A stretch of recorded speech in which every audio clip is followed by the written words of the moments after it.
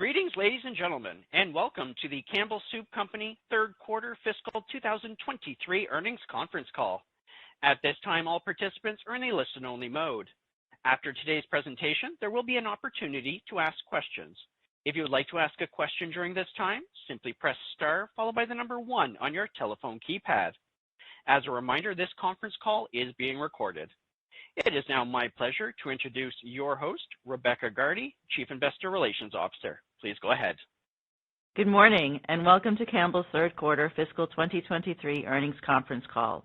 I'm Rebecca Gardy, Chief Investor Relations Officer at Campbell, and joining me today are Mark Clouse, President and Chief Executive Officer, and Carrie Anderson, Chief Financial Officer. Today's remarks have been pre-recorded and reflect an effort to better accommodate more time for Q&A. Once we conclude the prepared remarks, we will transition to a live webcast Q&A session. For us to give as many participants as possible the opportunity to ask questions, we ask that you limit yourself to 2 questions. The slide deck and today's earnings press release have been posted to the Investor Relations section on our website, campbellsoupcompany.com. Following the conclusion of the Q&A session, a replay of the webcast will be available at the same location, followed by a transcript of the call within 24 hours. On our call today, we will make forward-looking statements which reflect our current expectations. These statements rely on assumptions and estimates which could be inaccurate and are subject to risk. Please refer to slide 3 of our presentation or our SEC filings for a list of factors that could cause our actual results to vary materially from those anticipated in forward-looking statements. Because we use non-GAAP measures, we have provided a reconciliation of each of these measures to the most directly comparable GAAP measure in the appendix of this presentation. On slide 4, you'll see today's agenda. Mark will share his overall thoughts on our third quarter performance as well as in-market performance by division. Carrie will discuss the financial results of the quarter in more detail and review our guidance for the full year fiscal 2023. And with that, I'm pleased to turn the call over to Mark. Thanks, Rebecca. Good morning, everyone, and thank you for joining our third quarter fiscal 2023 earnings call. As you read in our press release this morning, we delivered our third quarter very much in line with our expectations, with strong mid-single-digit net sales growth led by favorable net price realization, partially mitigated by the comparison to year-ago retailer inventory rebuild. We also experienced planned low single-digit declines in adjusted EBIT and adjusted EPS year over year, primarily due to higher non-operating items. Overall, it was another quarter of consistent strong results, fueled by in-market performance, best-in-class service levels driven by our sustained supply chain recovery, and favorable inflation-driven net price realization. All of these have and continue to be key areas of focus for our company. Our performance was led by another tremendous quarter in snacks, where we continued to build broad-based momentum on both growth and share, and made a meaningful step change on margins. In meals and beverages, our brands continue to benefit from the strong value and convenience they provide consumers. We did experience some expected volume mix pressure as we cycled prior year retailer inventory rebuild. It's worth noting that we are fully back to pre-COVID service levels in the mid to high 90s, which is currently best in class as we continue to turn our supply chain operations into a competitive advantage. In addition, we don't expect further significant inventory-driven volatility as retailers have returned to targeted inventory levels, taking advantage of these improvements in our service levels. As we look to close out another strong fiscal year, we are reaffirming our full-year fiscal 23 financial guidance ranges for net sales and adjusted EBIT, and we are currently tracking to the upper end of our adjusted EPS outlook range. Our guidance appropriately considers the current environment, prior year comparisons, normalized investment levels, and absorbs the divestiture of the Emerald Nuts business, which was announced on May 30th. Now I'll turn to a quick discussion of our divisional results, starting with meals and beverages. Organic net sales decreased 1%, while in-market dollar consumption grew 2%, with the variance primarily driven by the cycling of significant retailer inventory rebuild in Q3 fiscal 2022, which was more pronounced in the meals and beverages division. Our supply chain recovery has been best in class, and our top-tier execution led to significantly improved customer service levels, up approximately 25 points in the third quarter versus prior year, enabling retailers to return to pre-pandemic inventory levels. Volume in the quarter was impacted by this same inventory dynamic, as well as below historical norm price elasticities and some increased competitive activity as others' supply also improved. Once we cycle the tough prior year comparisons, we expect volume trends to improve sequentially. We have made considerable progress in creating sustainable momentum and relevance across the meals and beverages business over the last several years and remain confident in the continued growth potential of our iconic brands. Turning to our soup portfolio on slide 8, dollar consumption was essentially flat versus prior year, reflecting inflation-driven pricing mitigated by below historical norm elasticities and some increasing share pressure. As competitors improve supply, we are seeing some increased promotional activity. On a net sales basis, soup was down 11%, primarily reflecting the disproportionate impact of cycling the inventory recovery from a year ago, which accounts for the majority of this decline. Strategically, we continue to believe strongly in our ability to grow the soup business and are pleased with the progress we've made in leading the renewed relevance of the category over the last 4 years. For example, the improved relevance of condensed soup, especially cooking, where we have supported the growth of in-home meals. Importantly, this has attracted new, younger consumers to Campbell's. In addition to cooking, our condensed eating icons, including chicken noodle and tomato, are also up significantly from pre-COVID levels, providing a strong foundation for our business. However, some flankers, like Healthy Request and our kids' flavors, which have been key drivers of recent share softness, remain an area of opportunity. Next is the complete restage and growth of Chunky Soup. This brand has been fundamentally transformed from a product purchased primarily on deep discount promotion to a great everyday value with a compelling position that focuses on protein and quick in-home lunches. This positioning has been particularly relevant with younger consumers, especially given the current economic climate and in contrast to higher-priced frozen food or away-from-home options. The impressive 4-year growth in dollar consumption, up 31%, and share up 2 points, has been fueled by great marketing, effective inflation-driven pricing, and innovation like our spicy line. We did experience a step up in some competitive pressure in Q3, but we're already seeing the return to share growth, up 1 point in the latest 4 weeks. Finally, the performance of Pacific as a growth engine.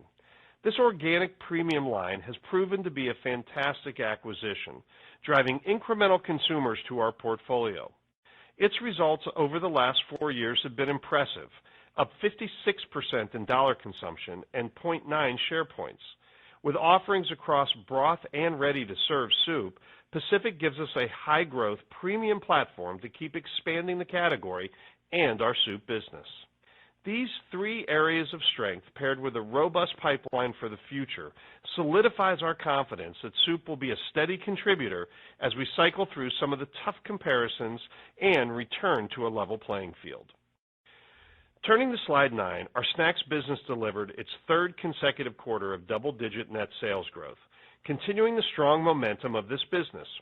Our 12% net sales growth was fueled by our 8 power brands, reflecting the benefit of net pricing and below historical norm elasticities, which resulted in a slight decline in volume and mix.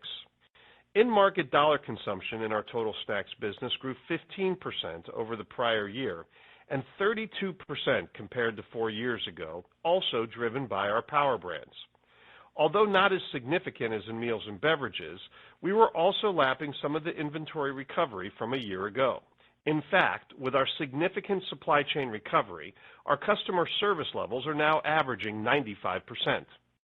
Drilling into our power brands on slide 10, dollar consumption increased 18%, with strong dollar and volume share growth, which was driven by impactful marketing and a steady drumbeat of innovation.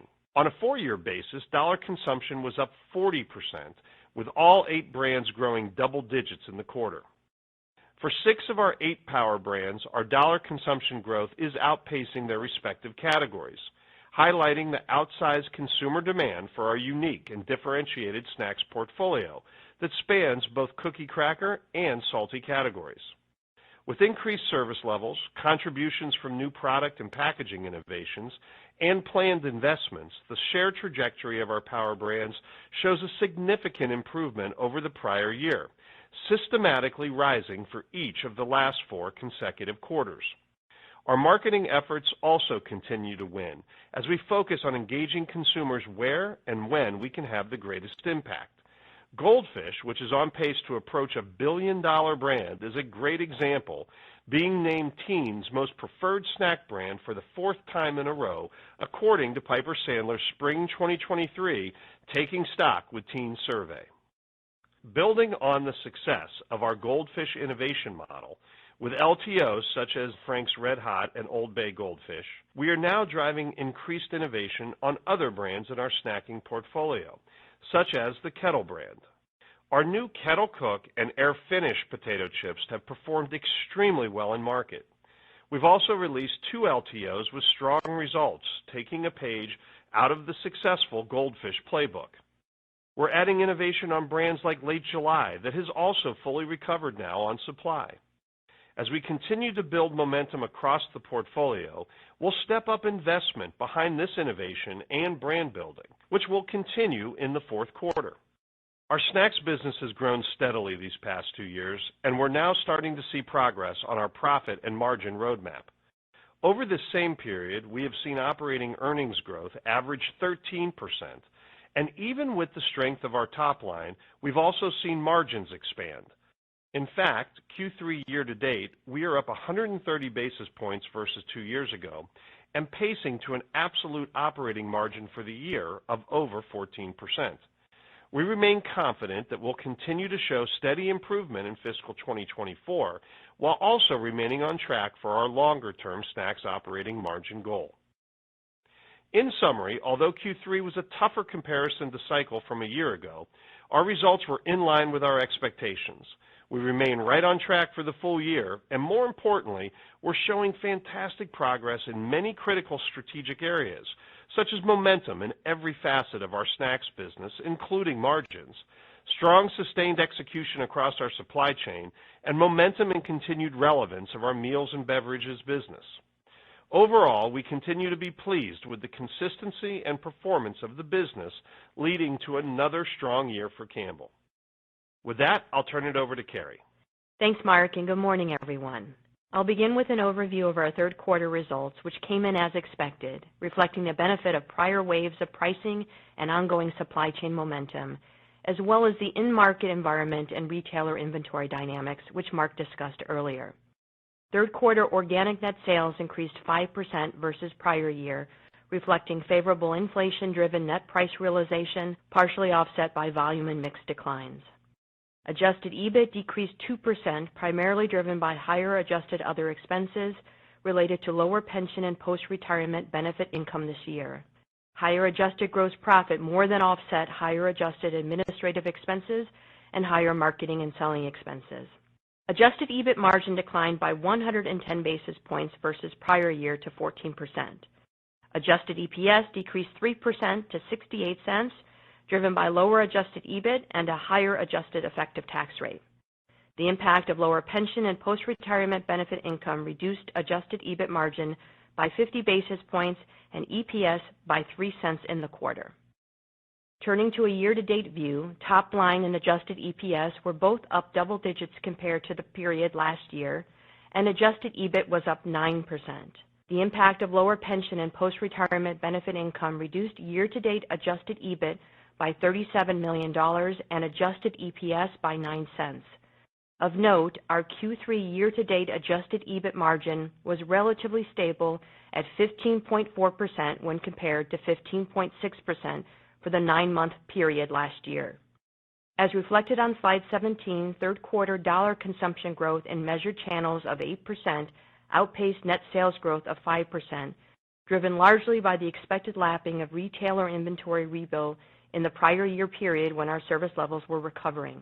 This was partially offset by net sales growth in non-measured channels, which we estimate contributed approximately 2 percentage points in the bridge between dollar consumption growth and organic net sales growth in this quarter.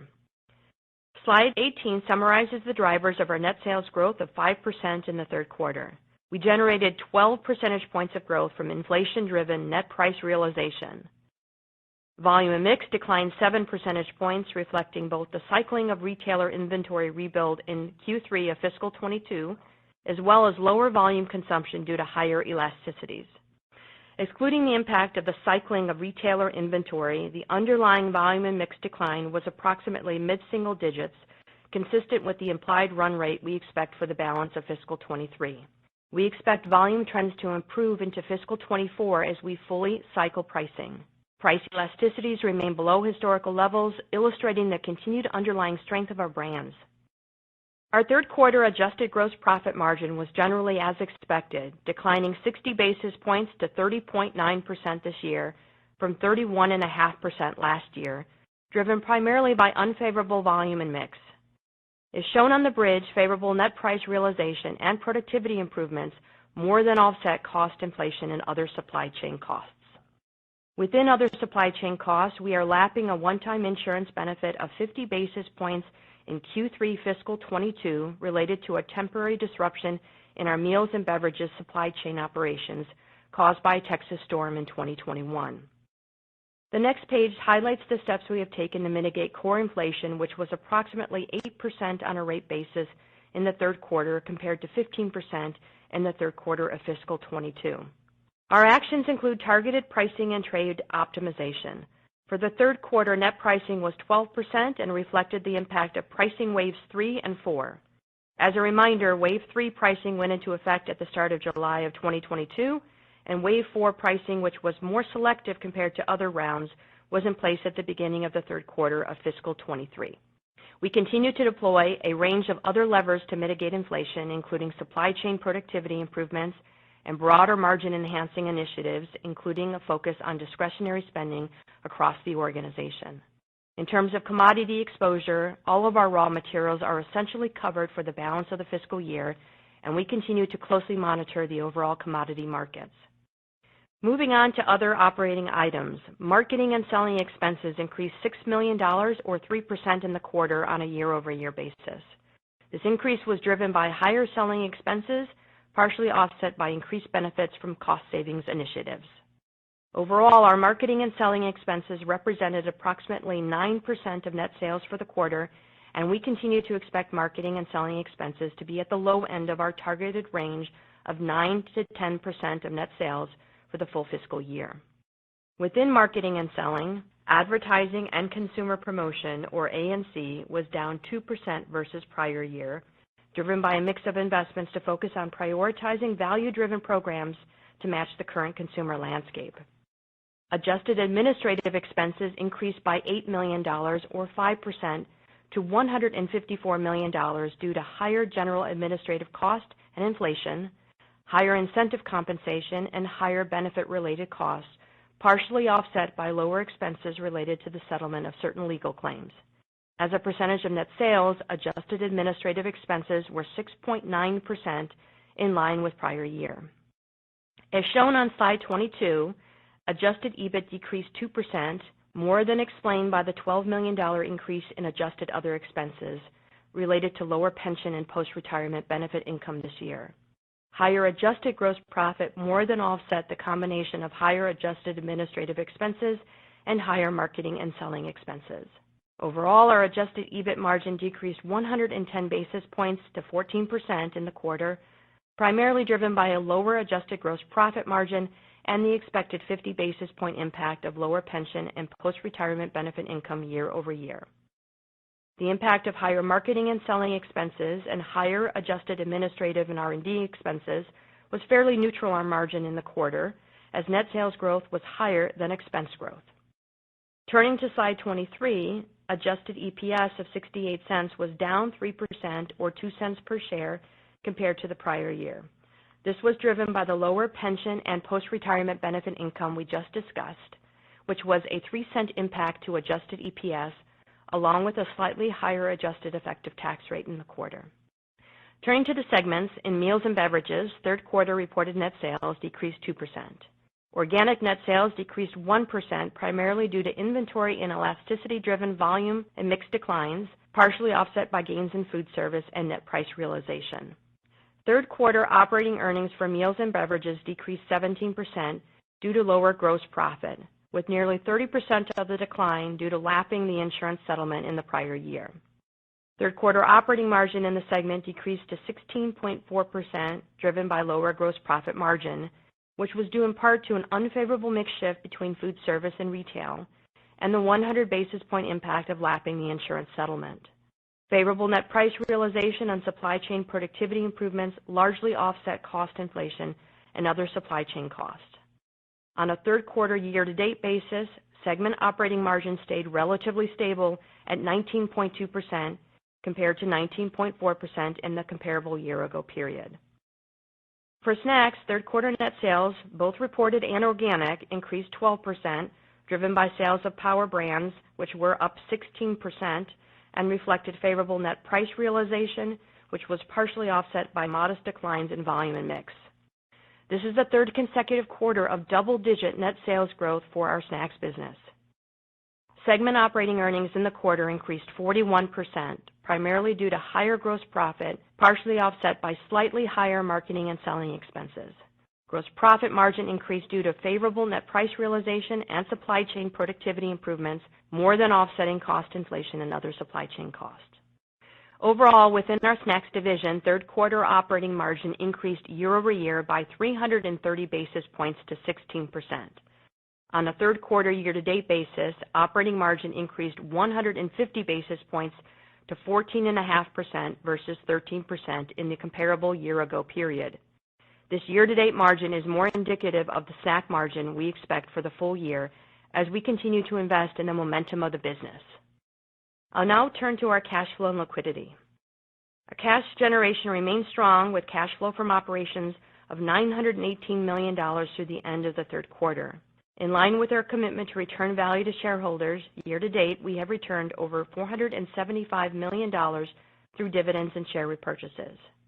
Cash flow from operations was lower than the prior year, primarily due to changes in working capital, partially offset by higher cash earnings. Our year-to-date cash outflows from investing activities were reflective of capital expenditures of $257 million, up from $179 million in the previous year. Our year-to-date cash outflows from financing activities were $535 million, including $336 million of dividends paid and $141 million of share repurchases. At the end of the quarter, we had approximately $301 million remaining under the current $500 million strategic share repurchase program and approximately $104 million remaining under our $250 million anti-dilutive share repurchase program. We ended the quarter with cash and cash equivalents of $223 million.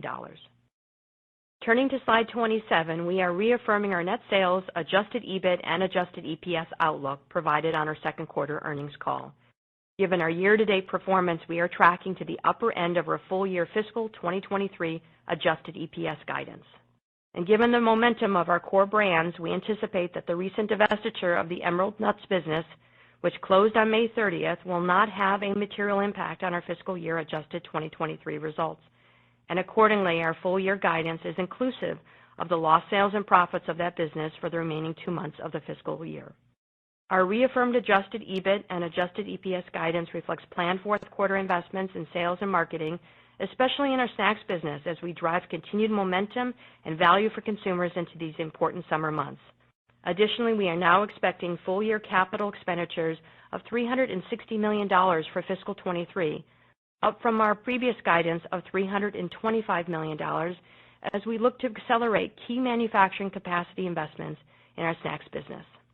Our full-year guidance for all other items remain unchanged, including the full-year pre-tax pension and post-retirement benefit income, which is expected to be lower by approximately $45 million or 12 cents per share compared to the prior year.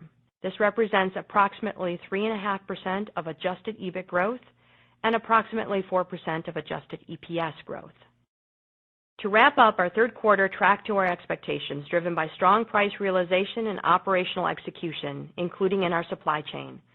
While we did see volume and mix decline in the quarter, it was largely a function of year-over-year comparisons, which masked base volume trends.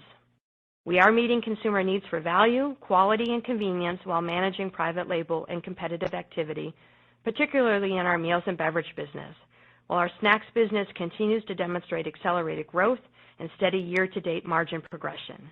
Our capital allocation priorities are well-defined and consistent, and we look forward to deploying our strong cash flow against the highest ROI opportunities. And with that, let me turn the call over to the operator to begin Q&A. At this time, I would like to remind everyone, in order to ask a question, press star, then the number 1 on your telephone keypad. And your first question comes from the line of Andrew Lazar from Barclays. Your line is open. Great. Thanks so much. Good morning, everyone. Hey, Andrew.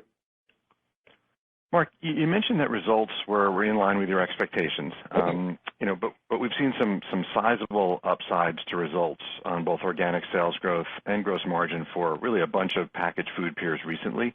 And maybe it's not fair to compare, and some, I suppose, could be timing related. But I'm curious how we should think about that as it relates to Campbell's results this quarter. And then maybe more important, as the group starts to approach a more normal operating environment, do you see Campbell as being able to manage through this sort of transition period in, let's say, a relatively even-keeled way, or should we expect some volatility as the benefit from pricing starts to wane and, sort of volume needs to ultimately sort of pick up the slack? So just sort of a two-part question. Thank you. Sure. Yeah, so thanks, Andrew. I think it's always when we're cycling a quarter like we had in the third quarter last year, where we had such a dramatic step up in our supply chain that enabled us to catch up what had been essentially 2 years of kind of hand-to-mouth service levels and kind of hovering in the 70s and low 80s for quite a while. It's always a little tough to help people see through all those variables as we set up what that lap will look like. But maybe if I can try to distill down why I do not think Q3 of this year, optically is necessarily an indicator or harbinger of things to come. There are a few pieces that I think are quite unique. So if you look at the top line, we delivered 5% net sales growth with about a 7% negative on vol mix. We know that when we cycle the inventory replenishment from a year ago, it was worth about 5 points, right, which is going to impact dramatically or directly net sales, but also significantly on the vol mix side. And so if you kind of, back that out, and although, look, I don't know where other players are in their returns to inventory levels with retail or how supply chains have recovered, but I would make the case that our supply chain, for perhaps a lot of good reasons that we needed to do it, recovered at a faster pace than many. And in fact, if you look at our service levels right now in the marketplace, they would absolutely be best in class. We're essentially fully back to pre-COVID levels of service. And so arguably our supply chain probably gave us a benefit a little bit faster than it might have in some other places. But nonetheless, if you kind of put that into context with the 5% growth rate for the quarter, especially given that you've got the underpinning consumption in market of 8%, you're feeling much better about what I would tell you is kind of the underlying, let's call it run rate. Although we do expect pricing to begin to come down and volumes to improve, that's important to kind of look at it through that lens. What may not have been as immediately clear is then as you kind of ripple down into the margin. So we were off about 60 bips on gross margin and about 110 bips on EBIT margin. But there's 3 really important factors that you have to build into that. First, is as frustrating as it is for me to share this each quarter, there was about 60 bips of the pension income headwind that we've had all year, and we'll expect that to continue into Q4.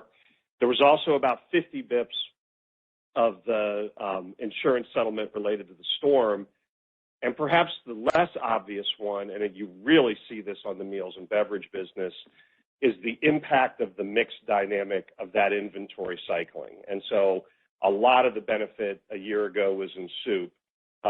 So what you see, especially in meals and beverage, is a lower soup number, a better away from home number, and the mix impact of that was well over 100 basis points. So when you kind of put those pieces together relative to where the EBIT margin and EBIT came in, you see a pretty different picture. And in fact, when we say it's in line with our expectations, that was how we were planning it. And if you think about why we're also saying, hey, we're kind of right on track for guidance for the year, those elements were contemplated as we laid out the year. Now, we're always going to want to make sure as we look into a Q4 that we've got the room to invest. And, you know, it is true that as others are recovering in supply competition, I expect to continue to be, you know, stepping up a bit, but nothing that I see that's dysfunctional or out of line with historical levels. So we're going to keep ourselves in a position to be able to invest. But really, from my standpoint,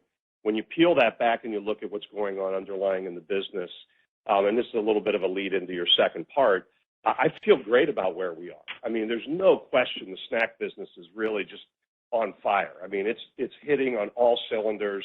We're seeing the broad-based growth, significant share improvement, strong and improving vol mix, and for the first time, really starting to see the traction on margin as we're now above 14, about 150 basis points up for the year, which is kind of a run rate. This quarter might be a little better than what we'll see next quarter, but in essence, we're going to be delivering, I think, a really meaningful step forward for the business in the year. And so as I look forward, you know, again, notwithstanding a full outlook or guidance for 24, I feel very good. It is going to be a different dynamic as price does come down and volume improves. But I see very strong potential to continue to make progress across all fronts, and that's including margins and profit and being able to sustain growth. So I think although this quarter we have to unpack a few of those variables, at the end, very much in line with what we expected.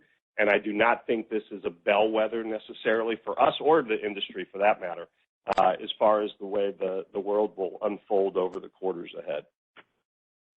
Thanks so much. Really appreciate that detail. And your next question comes from a line of Ken Goldman from JP Morgan. Your line is open. Hi, good morning. Hey, Ken. Hi.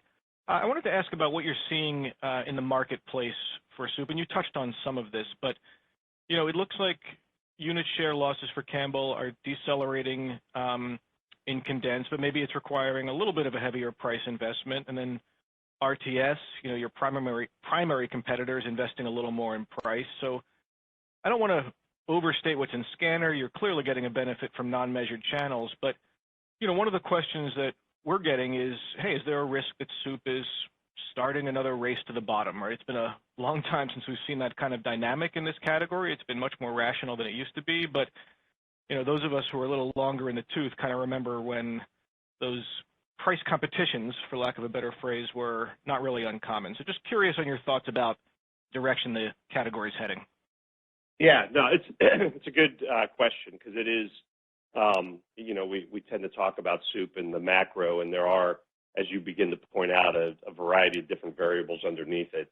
I would tell you that what we do not see that dynamic that you're describing. I do think the fights are kind of by different segments. So if you think about what we've set up previously, you know, for us, as we look about long-term health and sustainability of soup, we're really focused in three big areas. The first is the relevance question around condensed, which, you know, arguably over the longer horizon has perhaps been the biggest question that certainly I've gotten over the years here is, are we able to continue to drive that relevancy that we saw, you know, picking up through COVID and, you know, really for the last 4 years, you know, soup has been growing at a CAGR of about 4% a year. I don't remember any time that in history we may have seen it. A lot of factors why, but nonetheless, a pretty steady performance. Can we sustain it?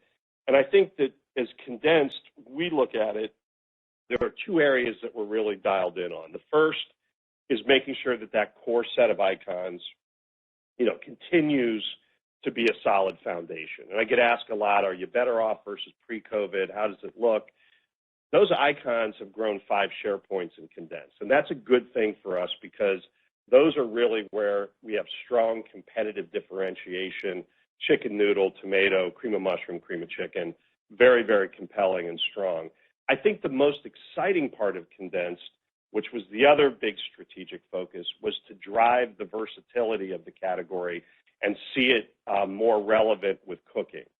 And if you look at the last quarter, we were up 0.6 of a share point on condensed, even in a world where we were seeing some pressure overall from private label. But within the cooking area, we continue to grow. And that's a great signal for the future. In particular, a lot of that growth is coming from younger households, where I think there was a lot of questions on, can you attract people into the condensed business that are millennials? And I think the answer is a clear yes.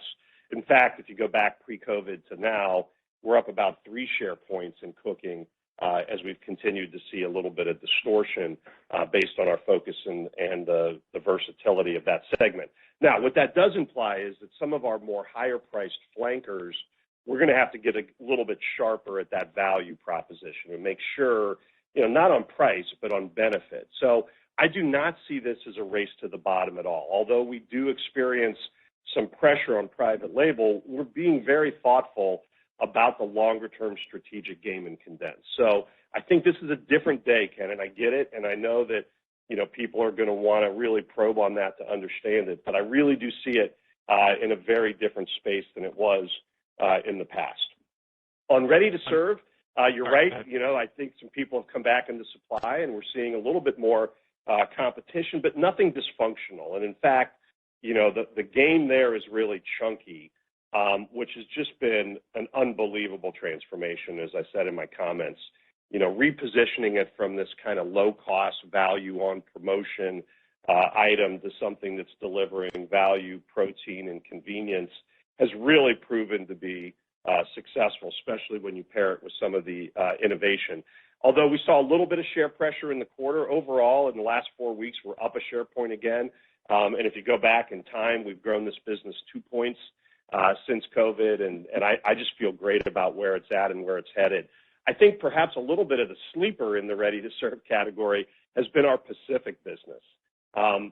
Interestingly enough, in this world of concern of trading down, our Pacific brand was the fastest-growing ready-to-serve brand in the quarter. That's faster than some other jarred premium, soups that are out there, really kind of debunking this whole myth of whether cans or jars. If it's good food, people are going to buy it, especially if it's a great value. And I think Pacific has done extremely well in setting that combination with chunky. And perhaps something you don't see in the numbers is that some of our value elements within ready-to-serve, like Homestyle, which is a little bit lower priced but high quality, was up 10% and growing share in the quarter. So you may see us distort a little bit more between not just chunky, but adding Homestyle and Pacific to the ready-to-serve story. So as I look forward, I think we're really well positioned, to benefit from this kind of resurgence in the category overall. And I feel like that, in contrast to some of the places where we're feeling pressure, is a great sign for things to come, even though in some of these flanker or more premium spaces within the categories, we got to keep working there. I don't want to see any share loss, but generally speaking, we're right in line with where we expected to be. And I talked about Pacific. The third area, of course, is Pacific, more broadly to include broth, but that's just been a great acquisition for us. It's been up almost 60% since the beginning of COVID. And as I said, it's been growing share rapidly, especially in ready-to-serve, where we launched the new line of canned products. So probably a little bit longer on soup, but I know that's a big question. I'm just not at all, convinced that there's a return to history. I really think this is a different day, different portfolio, and certainly a different level of commitment. Great. Thank you so much. Your next question comes from a line of Peter Galbo from Bank of America Merrill Lynch. Your line is open. Hey, Mark and Carrie, good morning. Hi, guys. Mark, I know we've spent a lot of time on soup. Maybe just to put a little bit finer point on maybe the marketing side. You talked a bit about, ramping the marketing spend, I think, on snacks in the fourth quarter.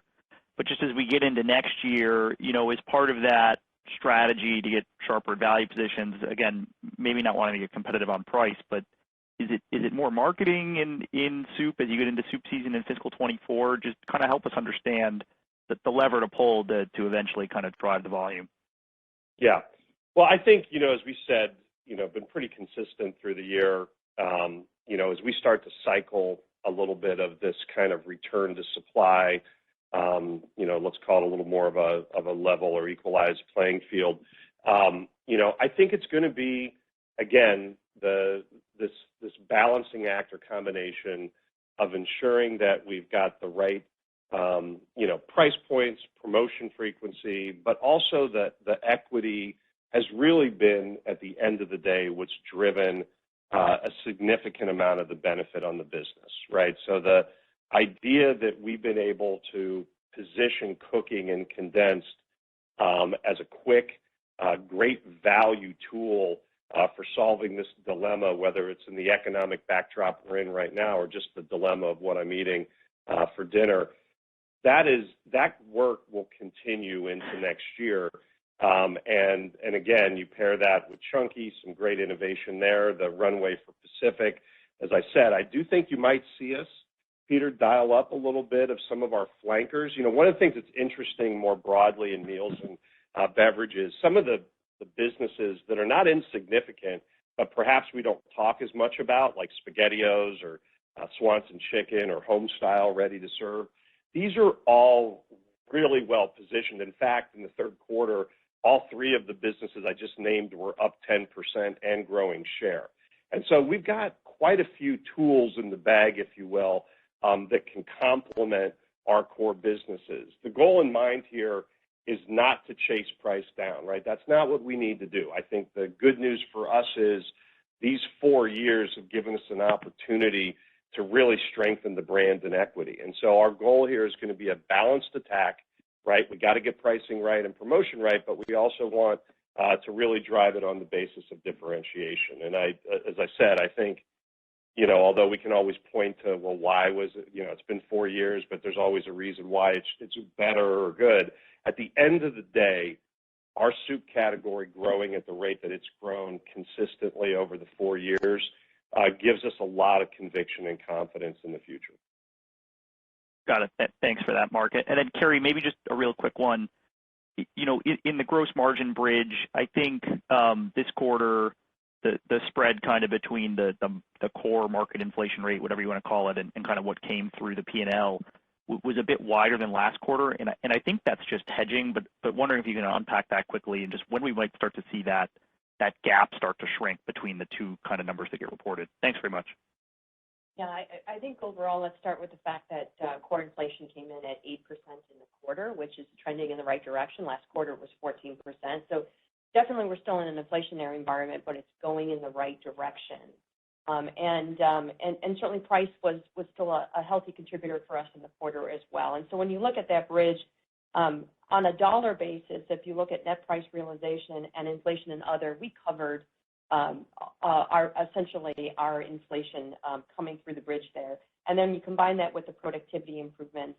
I think we're doing a really nice job of showing that core improvement in the business. But going back to what Mark said earlier, what you've got there is a little bit of unpack on the fact that you've got some unfavorable volume and mix with some of this inventory cycling impact that he talked about, as well as the 50 bips of favorability we had last year in this insurance storm settlement that we didn't have this year. So those are the two items that I think make the bridge a little bit more challenging, but the core inflation is going the right direction. We've got some still healthy price there that is offsetting those items. And remember too, Peter, you had about 50 bips there that was the insurance that we were cycling that shows up in that bucket as well. And your next question comes from a line of Michael Lavery from Piper Sandler. Your line is open. Thank you. Good morning. Hey, Michael. You had mentioned that A&C was down a couple percentage points in the quarter, and just attributed that to some version of trying to be mindful of the value consumer. And just can you unpack some of those adjustments and how you think about it, and what the shifts look like, and if at a point in time where you're mindful of consumer switching, you would actually maybe have spending down a little bit. That was a little bit of a surprise. Yeah, I think a little bit of, so if you look at marketing and selling overall, we were up. It was a little bit of at a relatively very small number in the reduction. What I would say is most of our investment, and we're trying to get this balance right between what we would call traditional A&C and then in-market marketing and support. One of the things that we did, and that difference, by the way, was primarily in our meals and beverage business. And one of the tactics that is working extremely well for us right now is going to sound a little bit like a throwback to days gone by, but the whole meal solution platform in store is a really effective tool where we're helping people through the lens of value. How do you put together a simple meal for a low price? I think what we're seeing with consumers is this, ever-growing desire to really stretch their dollar, as you would expect. And so, trying to gear our marketing, especially on categories like soup or Prego, where we could, even Pace for that matter, which had a really good quarter, up double digits and up on share. These are very effective in that context. So it's a little bit of the mix of the spending that might make the A&C a little bit more stable. I do think as we go into Q4, you're going to see us continuing to invest. Remember, we've talked about this before, that the goal in mind for marketing and selling is to get to kind of that 9 to 10% range for the company. In this quarter, we were at about 8.7%, so just under 9. If you go back to the first quarter, we were just under 8. So we have been creeping that up. I think in Q4, we're going to try to do better. I'd like to see us getting pretty close to 10 in Q4, really with the thought in mind of fueling the momentum on snacks and continuing to provide that good underpinning value equity message on our meals and beverage business. And so although it shows a little bit on A&C down, it really wasn't a big number, and where we did focus a little bit more than where we would have been a year ago was more in store. Okay, that's helpful. And just shifting gears a little bit, going back to the Investor Day about a year and a half ago, can you just update us on the $1 billion sauces plan? And maybe specifically, it looks like 15-ish or so % of that target was meant to come from premium brand extensions and M&A. A little bit of your kind of white space opportunities. Any progress there, or anything we should be thinking about in terms of if those plans might have changed, or what's the latest? No, I think that we still see sauces as a great kind of second punch, if you will, in the meals and beverage business, right? When you think about what the consumer dynamic is right now and where the muscle really is in center of store of the grocery, we feel this area around cooking and quick meals is really the sweet spot that we want to be in, where we think there's truly momentum, high consumer relevance, and an opportunity to win.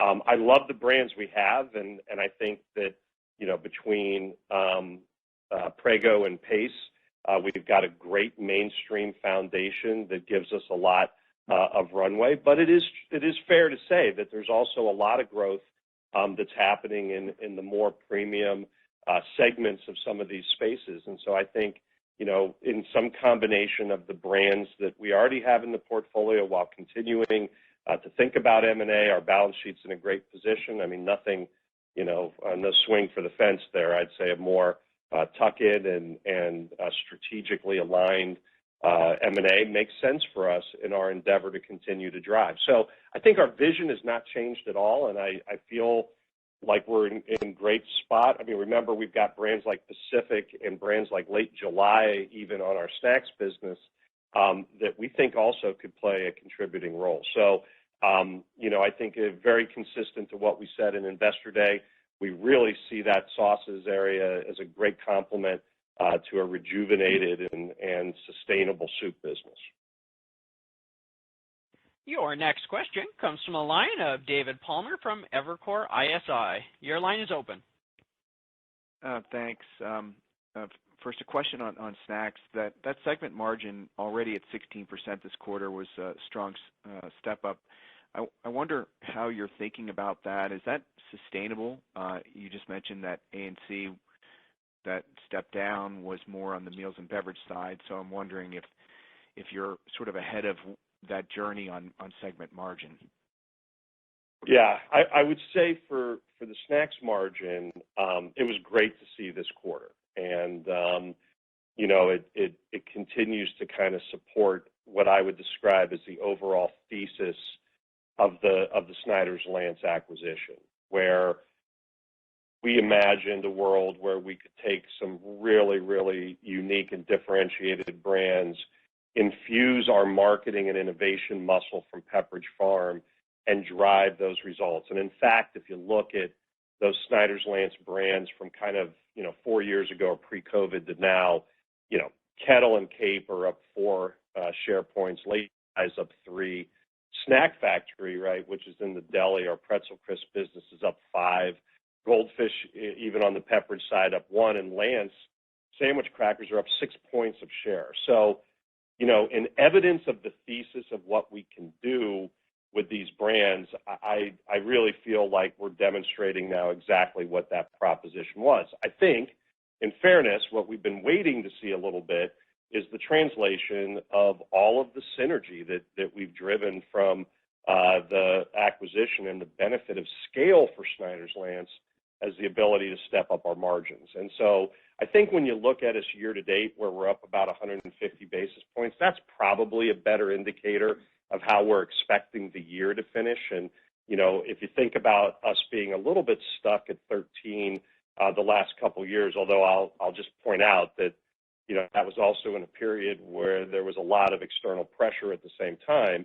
But to see us up over 14, on track for that for this year, I think is a great step forward. And again, I think as we look forward, we see that trajectory continuing and feel like in many ways we're going to hit a run here where we're really able to live into that vision that we talked about at Investor Day, and it went at the point of acquisition. So I think a lot to believe in right now in snacks, and feeling quite good about the evidence, if you will, that we're putting on the board relative to what we believed was possible. Thank you. That's helpful. And you mentioned in your prepared remarks about supply chain, trying to make that a competitive advantage. I know you've had some change in leadership there. Could you just talk about, sort of what that journey's been like, what that ultimately will mean for results heading into fiscal 24? And thanks. Yeah, it's a great question.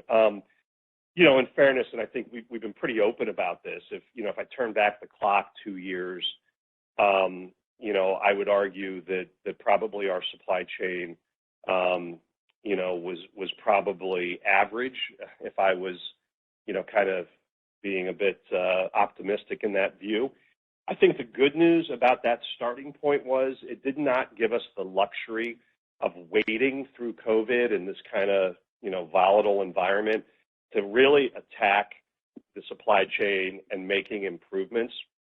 And so we did that, had to do that really during that period. And I think what we've found is that now, several years later, where it may have been a challenge or even a liability, it's now really emerged as a strength. Our service levels are operating at pre-COVID levels, and that is pretty unique in this environment right now and puts us really in a best-in-class position. And as you know all too well, that when that supply chain is running efficiently, there's also additional opportunity as you think about driving productivity going forward. So as we imagine the world in the future, we really do see supply chain as an opportunity to be a contributor and a proof point to why we think we can keep the momentum going. I would also just say that as you think about that in the world of snacks in particular, I do see us as one of the unique businesses that has a truly credible self-help story on margin, where we still have opportunity, I think, to create organically opportunity and outsized growth on the margin and earnings side to help fuel that momentum as we come out of this period and into the next chapter. It's perhaps one of the reasons to, Andrew's first question today, why I feel very good about our ability to navigate through this environment, and why I think in many ways, albeit a lot to work through in the quarter, that the underlying elements that are in our business right now give us great conviction and confidence that we feel that we're advantaged and positioned well going into this next chapter. And your final question comes from the line of Pamela Kaufman from Morgan Stanley. Your line is open. Hi, good morning. Mark, I just wanted to take a step back and see how you would characterize the current consumer and operating backdrop. How are you thinking about elasticities going forward? Do you think that we're at a point where we're likely to see accelerating trade down? And then from a retailer perspective, do you anticipate more leaning into price and private label? So I think first on the overall consumer perspective, I think the consumer has continued and proven to be, I think the word of the day is probably resilient.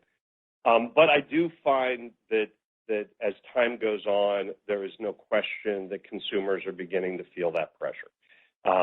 Whether it's through the lens of, what categories they're buying, what we're seeing relative to share of the grocery store and migration to things like shelf stable away from more expensive perimeter items.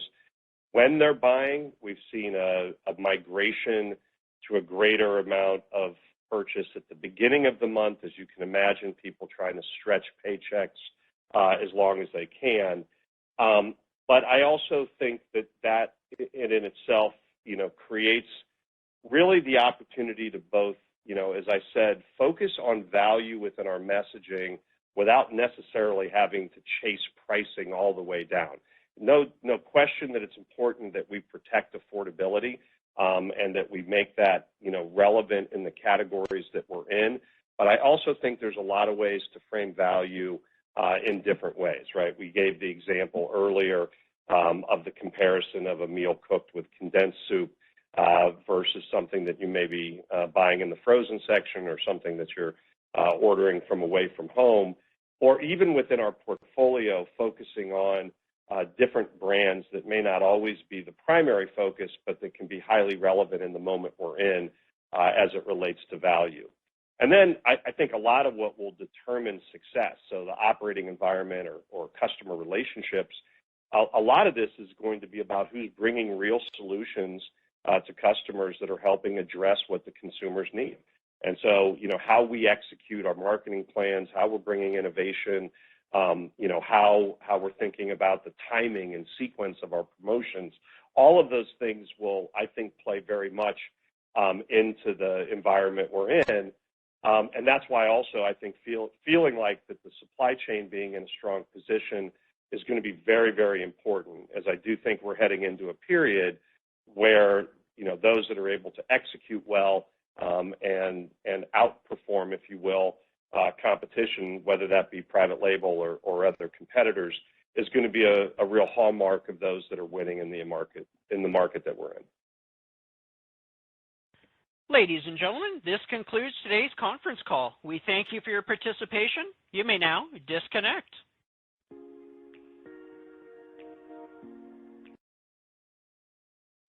Ladies and gentlemen, this concludes today's conference call. We thank you for your participation. You may